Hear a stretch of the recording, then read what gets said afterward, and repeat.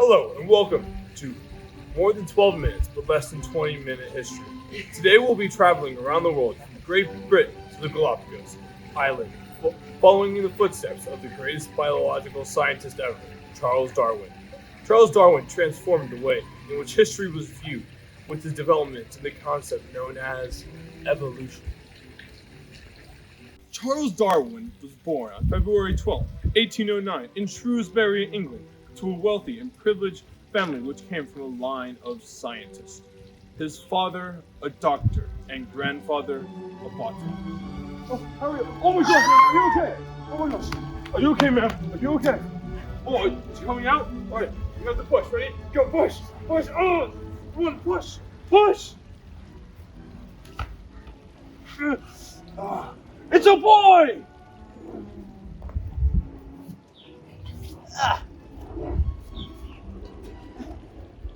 I'm gonna name you Charles. At the age of 8, Darwin suffered from his mother dying. His dad would blame Darwin for the death of his mother.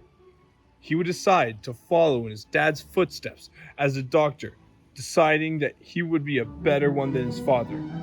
This would be the first of many instances where Darwin showcases his incredible ability of being petty. It's all your fault.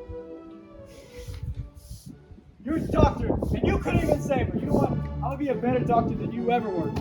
Wait, whoa! But after attending Christ College, he would come to find that seeing blood made him queasy, leading him instead following the biological sciences. Mr. Darwin, I got a bobo.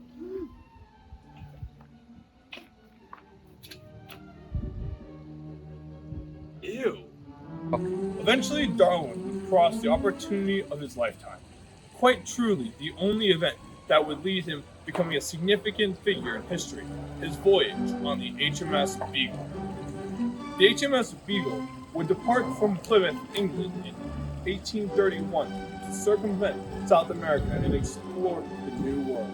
Darwin would travel on the ship for 5 years, visiting natural wonders from the Andes Mountains and the Brazil Amazon.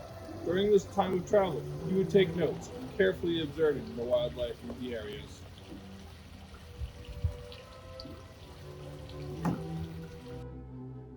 Now, the most important part of the trip would occur on his visit to the Galapagos Island, an archipelago off the west coast of South America. His findings would begin to take from here as his biggest discovery came from some of the smallest of birds, Galapagos finches. After traveling across the island and collecting specimens, he would soon discover minor differences between the birds of islands.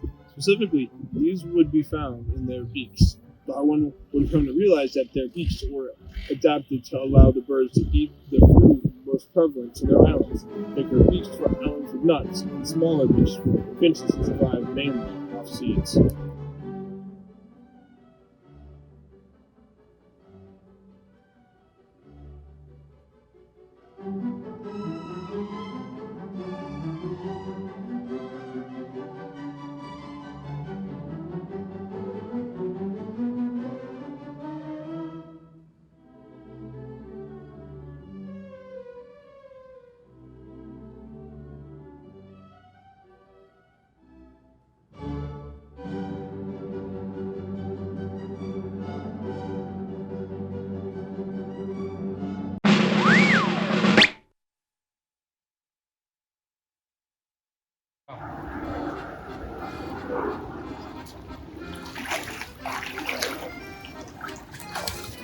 Oh! Whoa, look at that one! That's huge! It's a gray anaconda. This one's about 14 feet, probably weighs about 200 pounds. Look at them. These creatures get up to 30 feet long, can weigh up to 2,000 pounds. Look at them. So these are called constrictors, lad, right? So they're not venomous. They'll bite the snake or they'll bite whatever they eat and they'll start wrapping around it and stop its respiratory system from working. All right, look at this. Let's get them documented and let them go.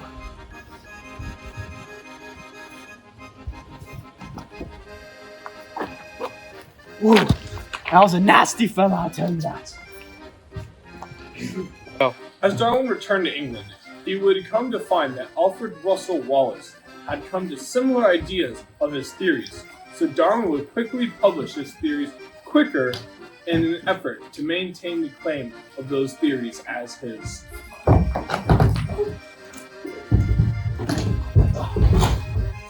I've made a new discovery! It's the theory of...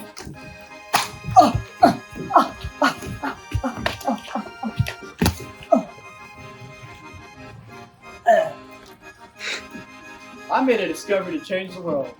It's called evolution. And now for the boring part of the documentary. Charles Darwin would create 5 interconnected theories in which to help support and explain his theories. The first began evolution, which stated that organisms evolve and change over time to meet the environmental needs of their location. Common descent said that all organisms live in the current day all came and evolved from a single organism in the past. Darwin would create gradualism, which stated that change in organisms are gradual and would occur over a long period of time and would not be rapid or periodic. The multiplication of species would state that new species come from genetic variation in a species which has geographically separated population. This would also include the thought that species would only increase over time as species would increase with them. Finally, he would make the idea of natural selection, which stated that organisms produce more offspring that are able to survive in their environment.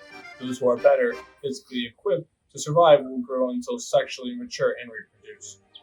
The ones who are not as gifted to the environment will either not reach an age in which they can reproduce or produce less offspring. This ensures that only the strongest will survive in the population, hence the creation of survival of the fittest.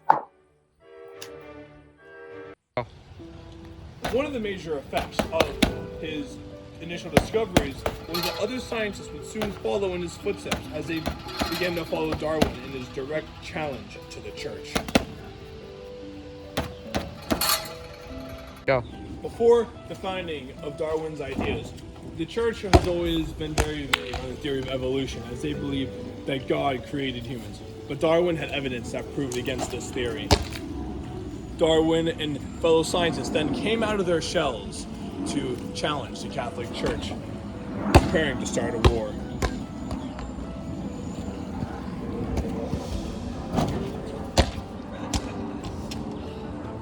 Action. Yo, we gotta take out this Darwin guy and his stupid evolution theories. I know, right? Whoa! Break it up, break it up. We gotta sell this like real men, okay? With basketball.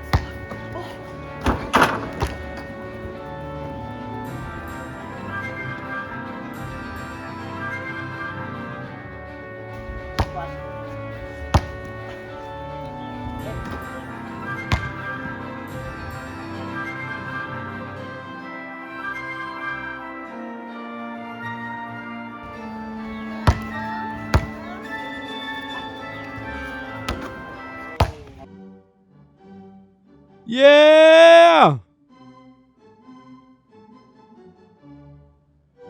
Go. In response to this, the scientists beat the Catholic Church and proved and convinced the public that evolution was true. And the Catholic Church started to reveal a lot of their information, losing a lot of their authority and power within Europe.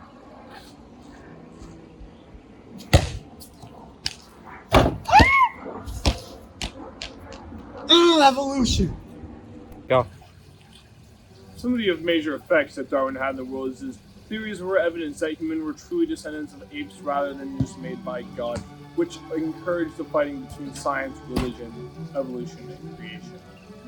Some could say Darwin became the head of the church.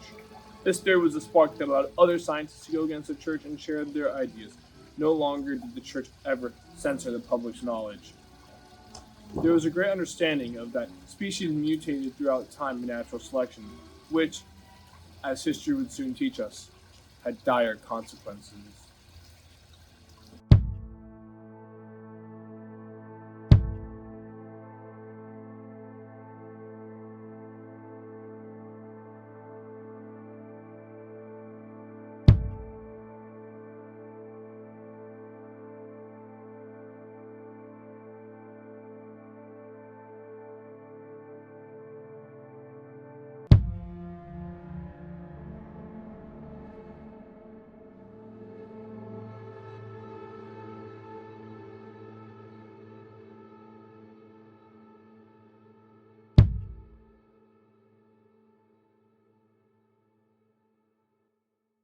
For joining us for longer than 12 minutes but shorter than 20. Now it's my time to return to where I became popular. The Pacific Ocean.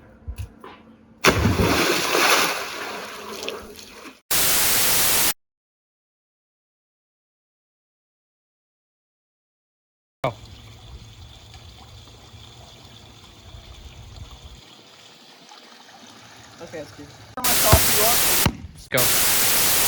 The church has always been very vague on the topic of evolution, where the human species came from. Charles Darwin challenged this direct plan with his theories of evolution, and the scientists behind them were roaring with information.